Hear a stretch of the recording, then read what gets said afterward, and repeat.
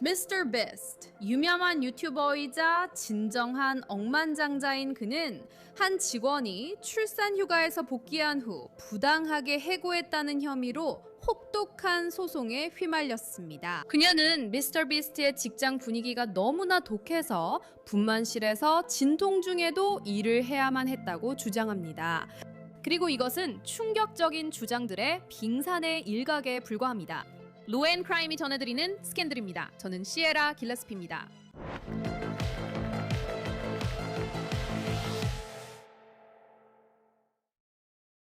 그는 아마도 지구상에서 가장 큰 크리에이터일 것입니다.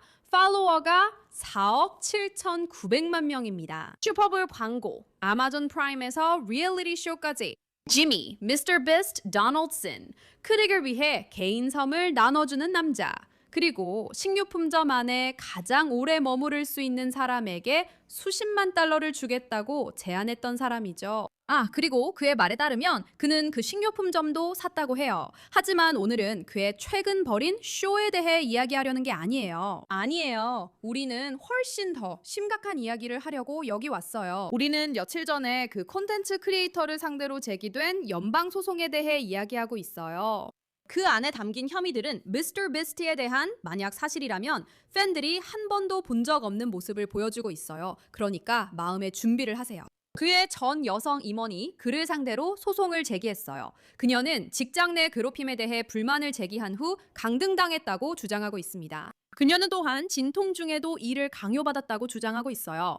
그리고 이 핸드북에 대해서도 언급하고 있습니다. 그녀는 직원들에게 이 핸드북이 제공됐고 그 안에 이렇게 적혀 있다고 말합니다. 직접 인용하자면 아니오는 아니오를 의미하지 않는다라고 되어 있습니다. 미스터 비스트는 모든 것을 부인하고 있지만 이건 그저 서로의 주장만 오가는 사안이 아니에요. 20페이지가 넘는 서류가 제출된 상황이거든요. 그러니까 이게 얼마나 심각한 일인가요? 세계에서 가장 영향력 있는 인플루언서를 법정에 세우면 어떤 일이 벌어질까요? 그럼 한번 알아봅시다. 미스터 비스트는 독일 인구보다 더 많은 구독자를 보유하고 있으며 수치상으로 볼 때 현재 디지털 시대에서 가장 성공한 크리에이터 중 한 명일 것입니다. 실제로 그는 최근 타임지에서 가장 영향력 있는 인물 중 한 명으로 선정되기도 했어요. 수년 동안 이야기는 단순했죠. 미스터 비스트는 미친 듯한 묘기리를 선보이고 돈을 나눠주고 좋은 사람이라는 것이었어요. 하지만 이제는 또 다른 이야기가 있습니다. 그 이야기는 배경에서 서서히 쌓여왔죠. 2024년 뉴욕타임즈는 그의 비스트 게임쇼에 출연했던 전 참가자들이 위험한 환경, 음식 부족, 그리고 의료 방치 등을 이유로 소송을 제기했다고 보도했습니다. 참고로 그 소송은 아직 진행 중입니다. 그리고 이 쇼에 익숙하지 않으시다면 기본적으로 1,000명의 참가자들이 미친 듯한 신체적 도전에 참가하고 마지막까지 남는 사람이 500만 달러를 받는 프로그램입니다. 그리고 AP통신에 따르면 오랜 협력자가 미성년자와 부적절한 메시지를 주고받았다는 의혹이 제기되었습니다. 그리고 미스터 비스트는 2024년 8월에 직원들에게 메모를 보내 모든 직원들이 안전하다고 느끼고 최고의 업무를 할 수 있는 문화를 만들겠다고 약속한 것으로 전해졌습니다. 하지만 이제 전직 임원이라고 주장하는 여성 로레인 마브로 매리스가 4월 22일 노스캐롤라이나 동부지방법원에 새로운 소송을 제기했습니다. 이제 그녀는 미스터 비스트 유튜브 LLC와 게임 체인저 247 LLC 두 회사 모두를 상대로 소송을 제기하고 있습니다. 소장에 따르면 그녀는 FMLA 위반, 부당 해고, 그리고 고의적인 정신적 고통 유발로 소송을 제기하고 있습니다. 이제 로레인 싱은 2022년 8월에 미스터 비스트에게 인스타그램 책임자로 채용되었다고 말합니다. 그리고 입사 첫 해의 그녀는 크리에이티브 책임자, 이어 버리컬스 COO로 2번 승진했습니다. 이제 그 말은 그녀가 약 20명으로 구성된 팀을 이끌고 매달 50만 달러의 예산을 관리했다는 뜻입니다. 그녀는 심지어 개인 사무실도 있었다고 말합니다. 그녀는 CEO에게 직접 보고했습니다. 아마도 승승장구하고 있었던 거죠. 하지만 노레인에 따르면 그녀는 아무도 경고해주지 않은 문화 속으로 들어가게 되었다고 합니다. 소송에 따르면 미스터 비스트는 기본 정책이 담긴 표준 직원 안내서이 없었다고 합니다. 대신 회사는 미스터 비스트 프로덕션에서 성공하는 방법이라는 제목의 문서를 배포했습니다. 이 핸드북에는 남자들이 유치하게 행동해도 괜찮다와 같은 부분이 포함되어 있었고, 또 인용하자면 촬영할 때 남자들을 최대한 지원하라는 내용도 있었다고 합니다. 소송에서는 이 핸드북에 아니오라고 해도 진짜 아니오가 아니다. 근무 시간은 중요하지 않다 하는 내용이 있었다고 주장합니다. 로레인 씨는 이것이 비스트 인더스트리즈 문화였다고 말합니다. 그리고 로레인 씨는 사무실의 여성들에게 이런 문화가 불쾌하고 모욕적인 환경을 만들었으며 불만은 무시되고 잘못된 행동은 용서받았다고 말합니다. 소송에 따르면 괴롭힘은 초기에 최고위층에서 시작됐다고 합니다. 로레인 씨는 회사의 전 CEO인 제임스 워런, 참고로 그는 지미 도널드슨의 사촌인데요. 그가 자신에게 성희롱을 했다고 말합니다. 그는 자신의 집 2층에 있는 어둡게 조명이 된 방에서 1대1 미팅을 강요했고 그녀의 옷차림에 대해 언급했다고 합니다. 하지만 그보다 더 이상한 일도 있었습니다. 그녀는 워런에게 미스터 비스트가 왜 특정 프로젝트에서는 자신과 함께 일하지 않는지 물었고 워런은 지미는 아름다운 여성들 앞에서 어색해져요 라고 말했다고 소송에서 주장했습니다. 그냥 말할게요. 당신이 근처에 있을 때 그가 화장실 간다고 하면 실제로는 그렇지 않아요. 회사는 화장실 관련 주장이 조작됐다고 밝혔습니다. 회사 측은 미스터 비스트가 화장실에 자주 가는 것이 크론병 때문이라고 밝혔으며 이에 대해 더 많은 이야기가 있다고 전했습니다. 우리는 이 내용을 자세히 다룰 예정입니다. 하지만 로레인 씨는 그 발언이 자신에게 더 큰 영향을 미쳤다고 말합니다. 그녀는 자신의 외모가 부정적인 영향을 주거나 고용에 영향을 미치지 않도록 헐렁한 옷과 야구 모자를 쓰고 출근하기 시작했다고 말합니다.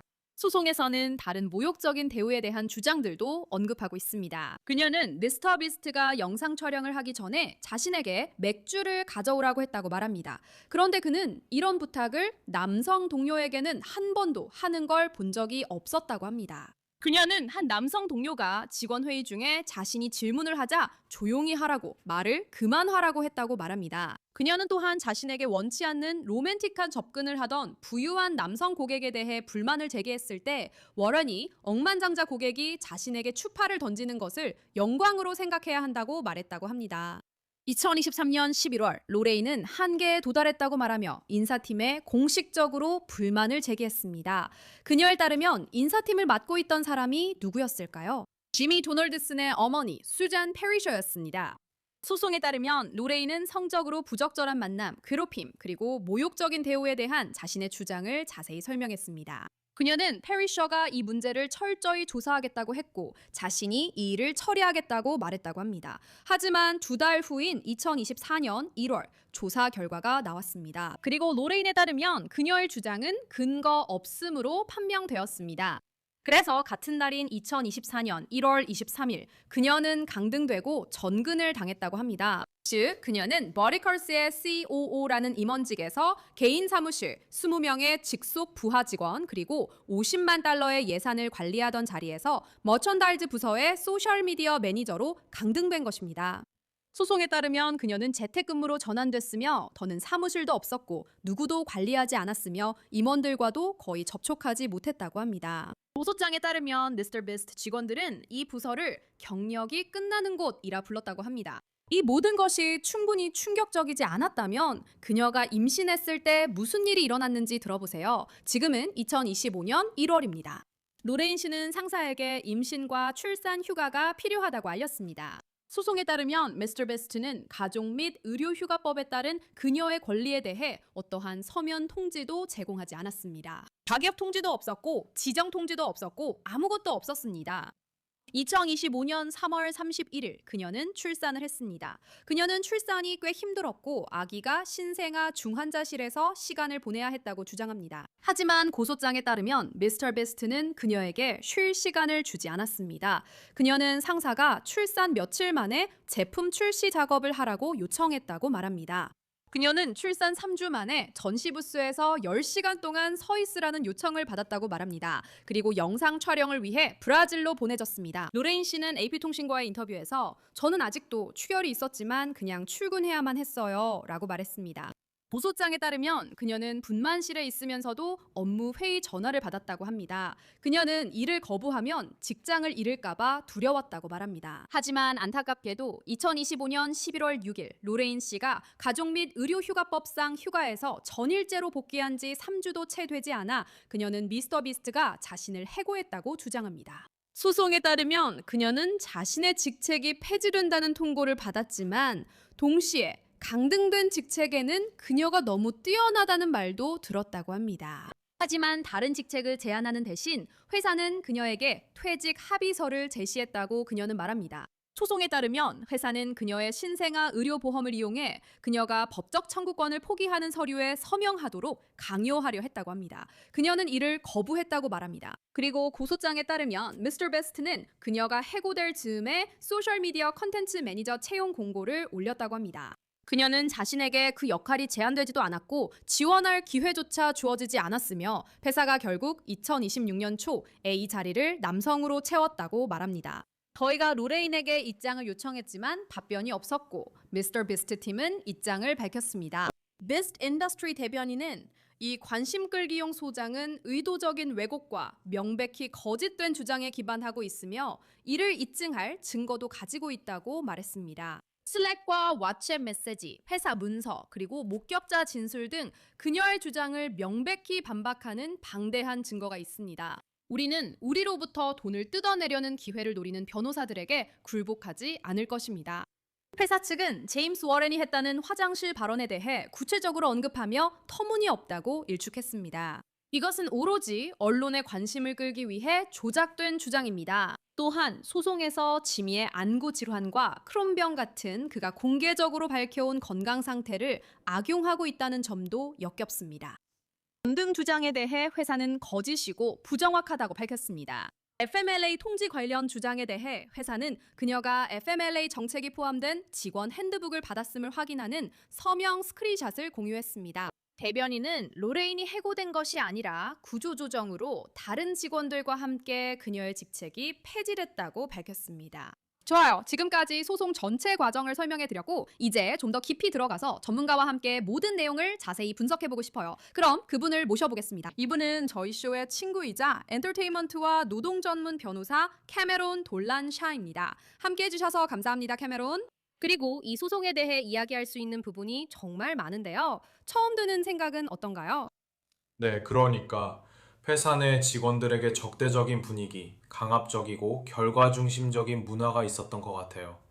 이런 문화는 스타트업이나 성공한 창업자들에게서 흔히 볼 수 있는 일이죠. 하지만 분명히 그 선이 있고 그 선이 바로 법입니다. 그리고 이번 경우에는 연방법이죠.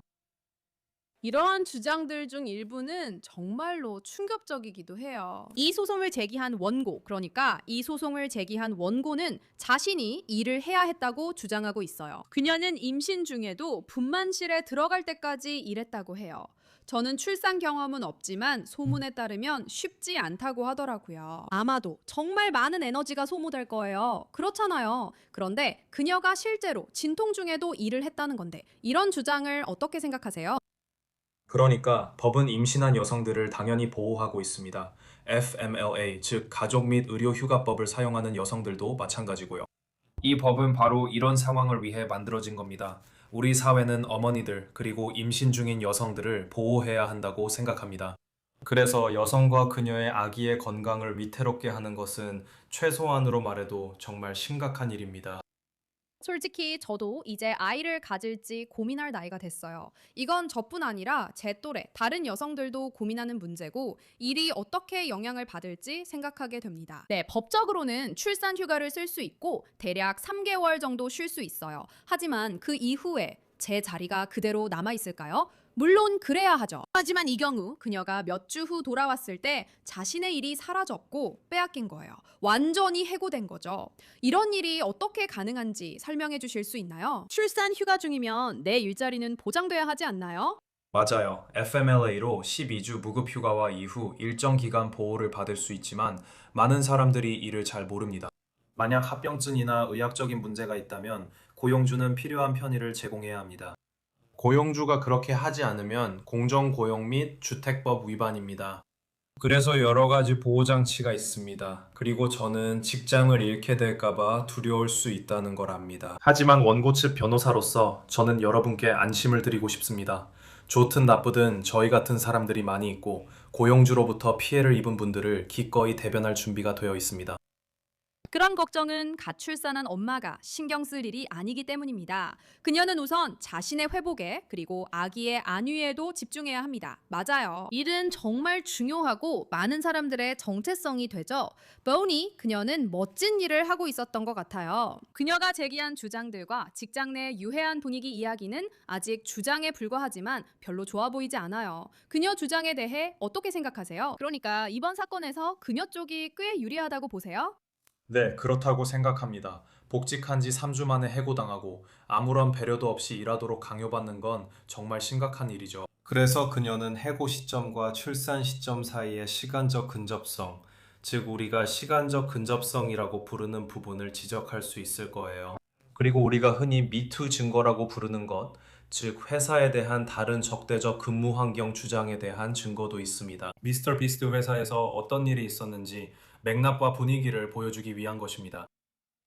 좋아요. 이제 그녀의 또 다른 주장들에 대해 이야기하시네요. 참고로 이런 얘기는 처음 듣는 것이 아닙니다. 미스터 비스트의 문화에 대해 소문이 있었고 이번 소송에서 그녀는 여기가 남자들만의 모임이라고 말합니다. 여기는 알다시피 저는 여기서 일했던 여성인데 분위기가 남자들 쪽으로 더 치우쳐 있었어요. 그러니까 남자들이 남자답게 행동하는 그런 분위기였죠. 아니라고 해도 진짜로 아니라는 뜻이 아니라는 식이었어요.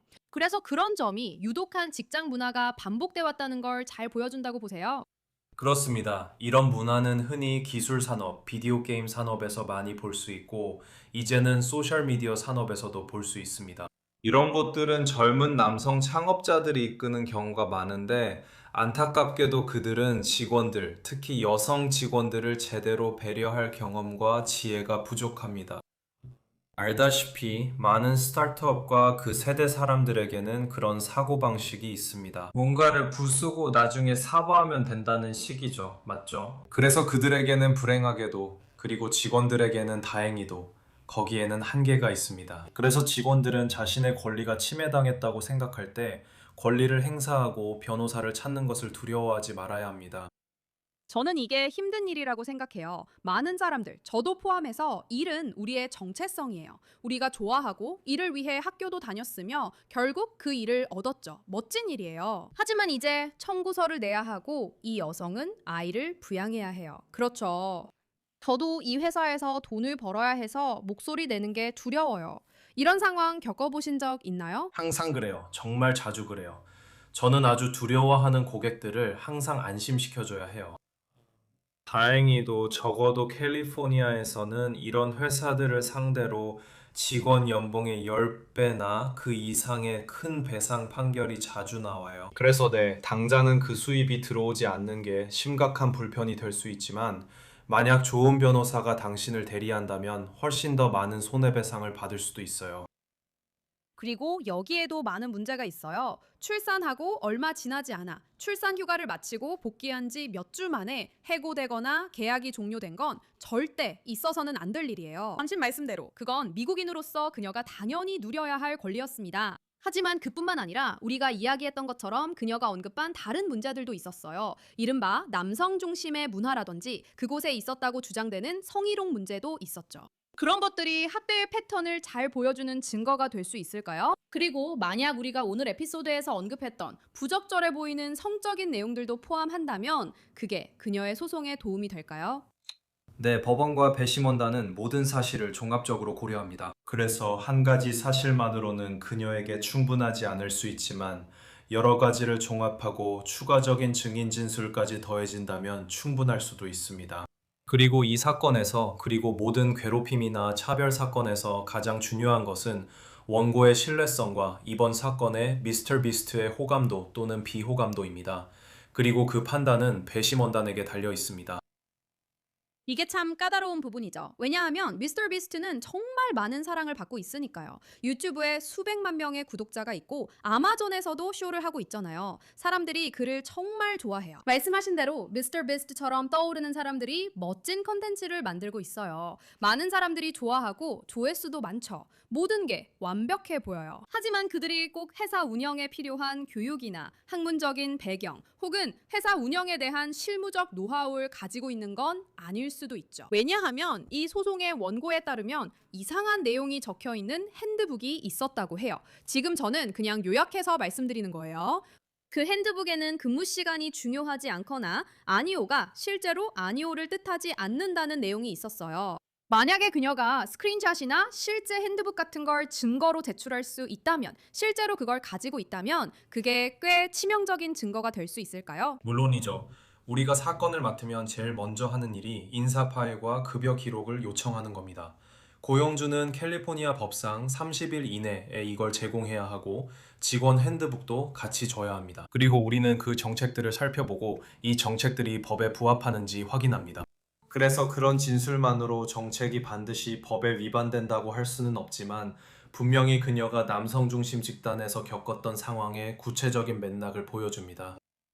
제가 이 모든 것에 대해 다음으로 궁금한 점 중 하나는 왜 이 사건이 연방법원에서 진행되었는지입니다. 저에게 설명해 주실 수 있나요?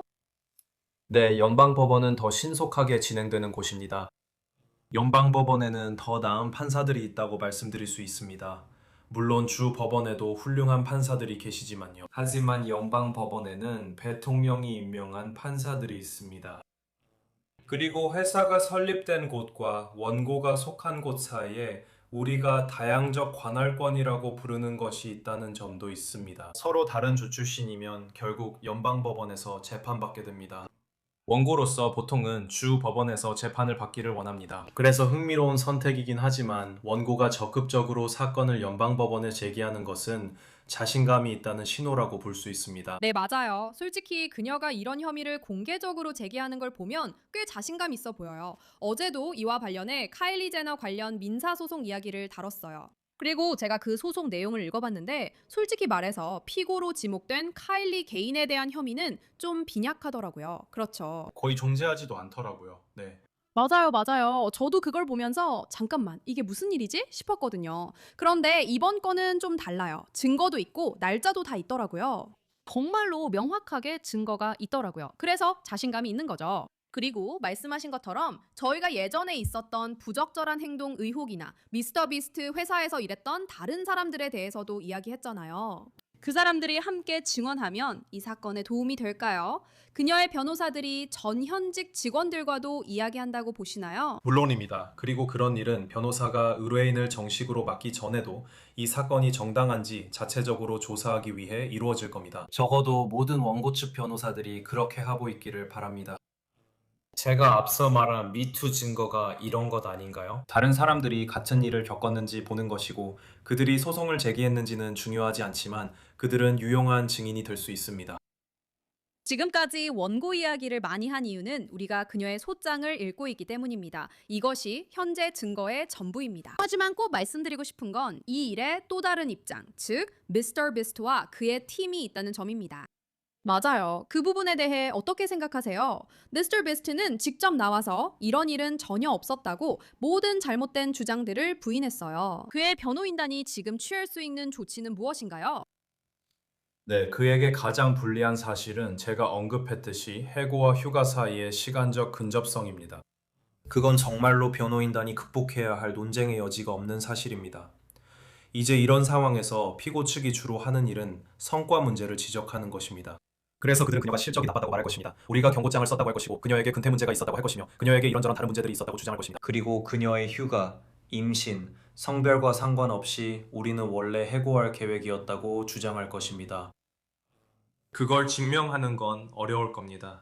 원고가 먼저 자신의 주장을 제시하면 입증 책임이 피고에게 넘어가고 피고는 이 모든 것들과는 무관하게 어차피 같은 결정을 내렸을 것임을 보여줘야 합니다. 저는 이 경우에 해당된다고 보지 않습니다.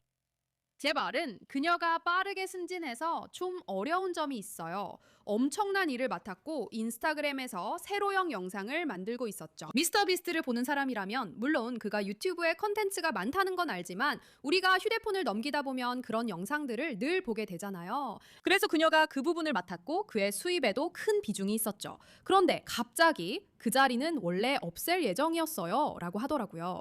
그 부분을 입증하는 건 좀 까다로울 것 같아요. 특히 그녀의 주장이나 다른 직원들의 증언이나 진술이 있다면 더 그렇겠죠. 과거든 현재든 미래는 아닐 수도 있지만 과거나 현재에 누군가 나와서 저도 이런 일이 있었어요 라고 말한다면요. 그러니까 만약 우리가 그런 증거를 가지고 있다면 예를 들어 그녀가 출산 휴가에서 복귀한 후 3주 동안 있었고 그 후에 해고되었거나 직책이 없어졌거나 그런 식이라면요. 피고로서 그가 자신을 방어하기 위해 취할 수 있는 다른 조치들이 있을까요? 그는 그녀가 휴가 중일 때 해고해야 한다는 내부 이메일이 없길 바랄 뿐이죠. 맞아요. 그래서 이 사건의 다음 단계는 문서 교환이 이루어지는 증거 개시 단계가 될 것입니다. 그리고 그게 바로 제가 원고 측 변호사라면 가장 먼저 요청할 것입니다. 그리고 피고라면 가장 먼저 제공하지 않으려고 할 부분이기도 하죠. 그 부분으로 법정 공방이 있을 수 있지만 이는 기본적인 증거 개시 절차입니다. 그 점을 뒷받침하는 내부 커뮤니케이션이 있다면 미스터 비스트에게 큰 문제가 될 수 있습니다. 알겠어요. 정말 궁금해서 여쭤보고 싶어요. 저희 로앤 크라임은 주로 슬랙으로 소통해요. 많은 분들이 슬랙이나 팀즈를 사용하시잖아요. 이메일도 있지만 사실상 대부분은 슬랙을 사용해요. 하지만 저는 거의 모든 동료들의 전화번호도 가지고 있어요. 어떤 일에 대해 문자도 주고받았고 때로는 전화를 하거나 페이스타임을 한 적도 있어요. 뭐든지요. 그럼 미스터 비스트가 직원들과 소통할 때 그의 개인 휴대폰에서 실제로 주고받은 개인 휴대폰 자체나 실제 문자 메시지를 요구할 수도 있는 건가요? 그게 사건과 관련된 것이거나 원고와 관련된 것이라면 당연히 가능합니다. 슬랙, 팀즈, 줌, 왓츠앱, 텔레그램 이런 모든 것들이 증거 개시 대상이 될 수 있습니다. 그래서 사람들은 조심해야 합니다. 사람들은 글을 쓴다는 게 그냥 이메일을 썼거나 편지를 보냈거나 그런 것이라고 생각하죠. 하지만 아닙니다. 디지털로 작성한 모든 것도 해당됩니다. 그래서 원고 측 변호사들이 분명히 그걸 요구할 겁니다. 말씀드린 것처럼 저는 그걸 두고 법정 싸움이 있을 것으로 예상합니다. 미스터 비스트 측 변호사들은 프라이버시 문제를 주장하겠지만 이는 1차 증거 개시의 기본 절차입니다. 세상에, 그런 생각만 해도 속이 철렁해요. 제 문자 메시지들도 다 확인해야 했고, 그리고 알다시피 또 그녀가 여성이라는 이유로, 엄마라는 이유로 차별을 받았다는 주장도 있잖아요. 하지만 또 이른바 남성 중심 집단, 전반적인 근무 환경, 성비위 등 여러 가지 주장들도 있잖아요. 만약 그들이 그의 문자나 슬랙, 이메일 등 열람 승인을 받으면 이렇게 말할 거예요. 우리는 출산 휴가 정보를 찾고 있어요. 그가 언급했나요? 그리고 그 과정에서 성비위 관련 불리한 증거를 우연히 발견하면 사용할 수 있을까요? 물론이죠. 그와 관련된 주장이 소장에 포함되어 있습니다. 예를 들어 원고와는 아무 관련이 없지만 미투 법리에 따른 다른 사람의 성비위와 관련된 무언가를 발견한다면 아마 그것도 증거로 제출할 수 있을 겁니다. 또 한 번 증거 공개를 두고 법정 공방이 벌어질 수 있습니다. 변호사들에게는 흥미로운 일이죠. 농담입니다. 만약 그게 성비위와 아무 관련이 없고 이 사건과 전혀 무관한 다른 종류의 비위라면 그건 증거로 채택되지 않을 겁니다. 하지만 변호사들 입장에서는 분명히 그 점을 기억해두고 그 사람에게 연락해서 별도의 소송을 제기하려고 할 겁니다. 와, 정말요? 저는 일 때문에 가끔 문자 메시지를 읽어야 해요. 법원 서류에 들어있을 때도 있죠. 저는 사람들이 무슨 얘기를 하는지, 다친 분 뒤에서 무슨 일이 일어나는지 정말 궁금해서 모든 걸 알고 싶어요. 하지만 제가 미스터 비스트였다면 절대 제 핸드폰을 넘기지 않을 거예요. 절대 안 돼요. 원하지 않아요. 자, 그럼 마지막 질문 드릴게요, 캐메론. 이 얘기만 해도 하루 종일 할 수 있을 것 같거든요. 그리고 이 부분을 여러 번 언급하셨잖아요. 이 얘기만 해도 몇 시간이고 계속할 수 있을 것 같아요. 그런데 몇 번이나 말씀하셨듯이 이게 법정 싸움으로 이어질 거라고 하셨잖아요. 앞으로 많은 일들이 벌어질 거고요. 이제 막 소송이 제기된 상황이죠. 앞으로 일정에 대해 어떻게 생각하세요? 그러니까 만약에 그녀가 배심원 재판을 원한다면 그가 이걸 배심원 재판까지 가지 않고 합의해서 모든 걸 없던 일로 만드는 게 그에게 더 이익이 될까요? 만약에 소송으로 진행된다면 그게 얼마나 걸릴까요? 그러니까 그냥 예상으로는 어떻게 생각하세요? 네, 전체 사건의 약 90% 정도가 재판 전에 합의로 끝납니다. 소송에서는 서로를 정말로 미워하는 두 사람이 있어도 사건이 끝까지 가서 재판까지 가는 경우는 꽤 드뭅니다. 결국 합의로 끝날 확률이 매우 높습니다. 내일 합의될 수도 있는데 캐시가 디디를 상대로 한 소송과 비슷합니다. 합의는 1년이나 2년 후에 이루어질 수도 있습니다. 재판은 보통 앞으로 1년 반에서 2년 사이에 열리게 됩니다. 이 사건이 재판까지 가면 정말 놀랄 것 같습니다. 보통 한쪽 당사자든 다른 쪽 당사자든 정보를 얻고 문서를 확인한 후에 내 사건이 정말 강하다 또는 내 사건이 정말 약하다 라고 말하게 됩니다. 그리고 그들은 그렇게 합의하기로 결정하죠. 만약 양쪽 모두 완강하게 버틴다면 앞으로 몇 년 동안 재판까지 가는 상황도 볼 수 있을 겁니다. 그리고 그건 법정에서 원고와 미스터 비스트 중 누가 더 호감이 가는지에 달려 있을 겁니다.